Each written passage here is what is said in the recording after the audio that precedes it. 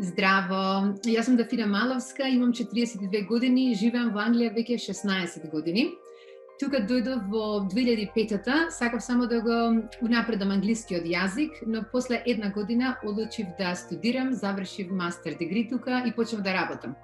Навремената и точна диагноза спасува животи, но Дафина Маловска, која почнала да чувствува здравствени проблеми на 35 години, вели дека е среќна што е жива, откако нејзиниот матичен лекар во Велика Британија и поставил погрешна диагноза. Се започна во јули 2014, кога мојата здравствена состојба се наруши, почнав да чувствувам преголема подуеност на стомакот и нормално побарав лекарска помош од мојата матична докторка, од која не бев сватена сериозно со месеци. Таа мислеше дека мојата подуеност е затоа што сум интолерантна на глутен и ме прати на гастроскопија. И тие само мислеле дека исто така тоа е проблемот и ми рекоа само да земам пробиотик јогурт. 4 месеци поред одев ке мојата матична докторка и се жалев со истиот проблем, но таа никогаш не ми го допре стомакот. Вториот симптом беше кога почнав да крварам помеѓу периодите и веднаш тогаш пак отидов кај мојата матична докторка. За среќа тогаш беше друга матична докторка на смена, која што ми препорача веднаш да одам на гинеколог. Но бидејќи јас веќе имав блокирана авионска карта, сакав да дојдам во Скопје да изненадам сестра ми за нејзиниот роден ден и не можев да чекам да одам во Англија на гинеколог. Веднаш кога дојдов во Скопје, закажав на гинеколог тука и гинекологот тука направи вагинална ехо и веднаш приметија дека имам огромен тумор на мојата матка, 14 сантиметри, и докторката мислеше дека тоа навидум е миом и ме посоветува веднаш да го отстранам за да си ја заштита матката доколку сакам еден ден да имам своји деца, затоа што тогаш бев сама, немав партнер. Јас бев премногу уплашена кога слушнав сето тоа, одлучив да останам во Македонија, да правам операцијата во Македонија, за да имам поддршката од мојата фамилија. И веднаш закажав преглед во Ремедика кај докторот Глигор Димитров, кој што се согласи дека треба да правам операција. Операцијата беше направена, туморот беше изваден, пратена биопсија. Кога материјалите стигна, докторот увидел дека се работи за малиген тумор и тогаш ми ја соопштија шокантната вест дека имам рак на матката, кој што веќе се проширил кон јаниците и за да си го спасам животот, мораше да правам уште една операција да ги извадам сите мои репродуктивни органи. Така што, само што се разбудив од една операција, од Себајле ми ја соопштија шокантната вест и веднаш ми рекоа дека таа вечер треба да правам друга операција да ги извадам сите репродуктивни органи, за да си го спасам животот. Дафина никогаш не се реализирала како мајка. После операцијата не ја останала никаква можност за нејзино биолошко дете. Типот на рак јас кој што го имав беше многу осетлив на естроген во моето тело и тие беа уплашени да ги стимулираат моите јајници за да си зачувам јајцеклетки за во иднина, за да не предизвикаат друго нешто. И затоа немав избор во тој случај, морав да се одлучам за операција. Значи не можевте ни да замрзнете јајцеклетки? Не можеше. Доколку навремено била диагностицирана болеста, постоела ли можност операцијата да не биде толку инвазивна? Доколку ракот се забележеше во првата фаза, во тој случај може ќе требаше само матката да се извади и да се зачуваат јаниците. Операцијата Дафина ја внесе во рана менопауза. Како изгледа справувањето со овој проблем?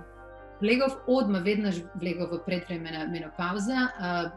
Влегов во менопауза кога бев 35 години, така да ми беше многу тешко на почетокот, затоа што на 35 години никогаш немав ни помислено за менопауза, ниту па некој ми објасни со какви проблеми јас ќе се соочам во менопауза.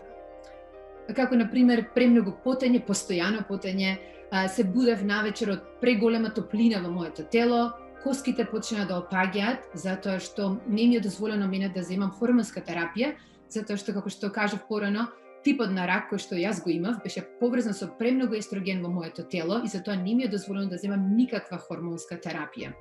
Така да бев оставена самата на себе, на природен пат да се соочам со сите симптоми да си помогнам самата на себе. Додека живеела во Македонија, таа имала редовни гинеколошки прегледи, почнувајќи од тинеџерските години. Сега ќе ја објаснам која е разликата помеѓу женското здравје во Македонија и во Англија. Во Англија, доколку имате било каков проблем, имате право да се само обратите кај вашиот матичен лекар.